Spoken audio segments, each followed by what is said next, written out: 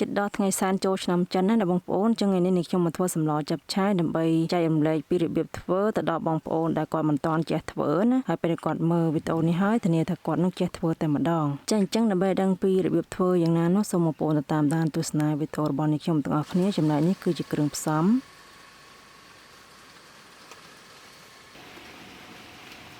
ដំបូងនេះខ្ញុំយកខ្លាញ់ជ្រូកហ្នឹងយកមកដាក់ឲ្យវារលាយសិនមកខ្លាញ់ជ្រូកកាលណាយើងចំហៀវខ្លាញ់វាទុកវានឹង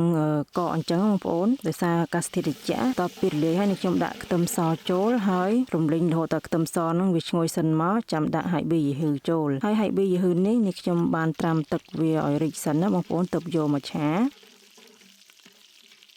តមកនេះខ្ញុំដាក់ឆ្អឹងជំនីជ្រូកចូលរួចឆាវាមកបន្តិចសិនមក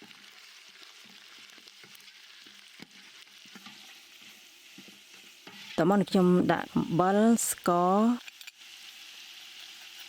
ម្សៅស៊ុបមាន់ប្រេងខ្យងទឹកត្រីម្រេចហើយគ្រឿងទេសដែលមិនអាចខ្វះបាននេះខ្ញុំតែងតែប្រើប៊ីចេងអាជីណូម៉ូតូមានក្របតូចងាយរលាយងាយចូលជាតិបង្កើនរសជាតិគ្រប់មុខម្ហូបឲ្យកាន់តែមានរសជាតិឆ្ងាញ់ចាំបន្តមកទៀតនេះខ្ញុំកូរឲ្យគ្រឿងក្រើទាំងអស់ហ្នឹងវារលាយល្អសិនមកហើយនេះខ្ញុំបន្តដាក់ផ្សិតស្លឹកត្រចៀកកណ្ដុរផ្សិតខ្មៅហើយនឹងស្បែកជ្រូកបំពងចូលហើយ3មុខហ្នឹងមុននឹងយើងយកមកធ្វើម្ហូបយើងត្រូវលាងសម្អាតនិងត្រាំទឹកវាឲ្យរីកជាមុនសិនណាបងប្អូនដើម្បីកាត់ក្លិនរបស់វាហើយនេះខ្ញុំកូរមួយសន្ទុះនេះខ្ញុំបានថែមទឹកបន្តិចដើម្បីរំងាស់វាឲ្យចូលជាតិបានល្អសិនហើយបងប្អូនអាសាថែមទឹកវាផងណាឥឡូវខ្ញុំមកឆាបន្លែវិញម្ដងចាសម្លចាប់ឆាយនេះកាលណាយើងឆាបន្លែអញ្ចឹងទៅធ្វើឲ្យបន្លែរបស់យើងហ្នឹងវាស្ទន់ល្អបងប្អូននេះខ្ញុំដាក់ខ្លាញ់ជ្រូកហើយដាក់ខ្ទឹមសហ្នឹងបំពងឲ្យវាឈ្ងុយសិនមក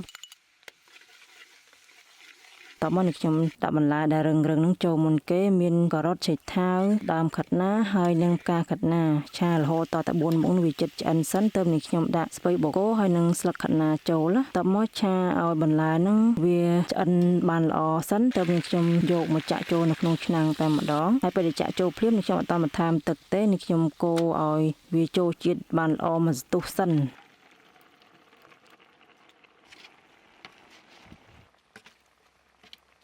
រួចហើយតើខ្ញុំចាក់ទឹកក្តៅដាំពុះហ្នឹងចូលមកចា៎ខ្ញុំចាក់ម្លិចបន្លែហ្នឹងហើយយើងចាក់ទឹកក្តៅអញ្ចឹងធ្វើឲ្យចាប់ឆាយមុខនេះវាឆាប់បានហូបហើយនឹងមិនងាយផ្អូមបងប្អូនតើពីចាក់ទឹកក្តៅហ្នឹងចូលហើយនេះខ្ញុំដាក់ពពុះសណ្តែកដែលបានបំពងរួចជាស្រេចហ្នឹងចូលមកតែម្ដងរួចបន្តរងាស់រហូតតតែបន្លែទាំងអស់ហ្នឹងវាផុយបានល្អ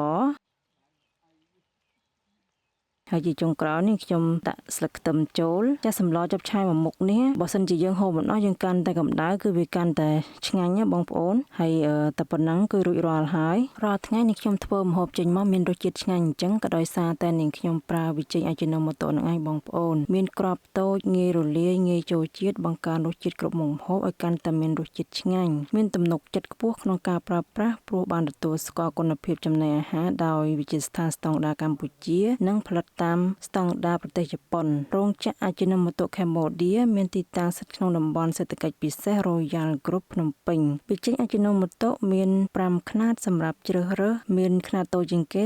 34ក្រាម200ក្រាម